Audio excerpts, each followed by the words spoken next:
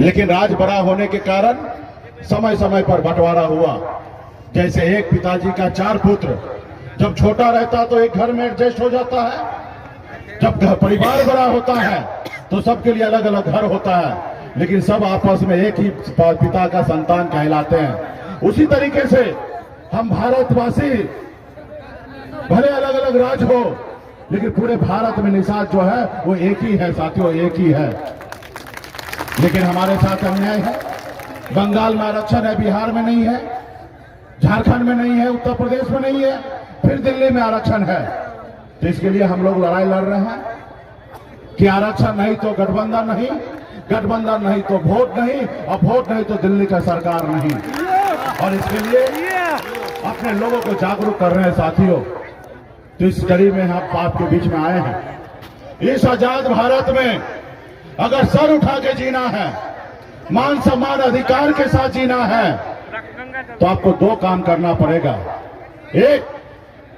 एक रोटी कम खाइए, लेकिन अपने बच्चे को पढ़ाइए लिखाइए। जब तक आपका समाज शिक्षित नहीं होगा तब तक आपका समाज आगे नहीं बढ़ेगा। इसलिए बच्चे को पढ़ाइए लिखाइए। और दूसरा, अपने अधिकार के लिए संघर्ष कीजिए। अपने अधिकार के लिए लड़ाई जब तक नहीं लड़िएगा तब तक आपको अधिकार नहीं मिलेगा साथियों, अधिकार नहीं मिलेगा। ये पहले भारत जो था वो गुलाम था, अंग्रेज इस पे राज करता था, लेकिन हमारे पूर्वज ने संघर्ष किया, लड़ाई लड़ा। 250 साल अंग्रेज से लड़ाई लड़ा, तब जाके देश आजाद हुआ। और वो एक संकल्प के साथ लड़ाई लड़ रहा था कि हमारा देश आजाद होगा और हमारे आने वाला पीढ़ी सर उठा के जिएंगे।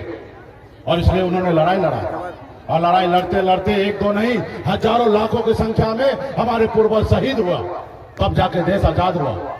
लेकिन आजादी तो हमें देश को मिला, लेकिन सही मायने में हम निषाद को गरीबी से आजादी नहीं मिला साथियों।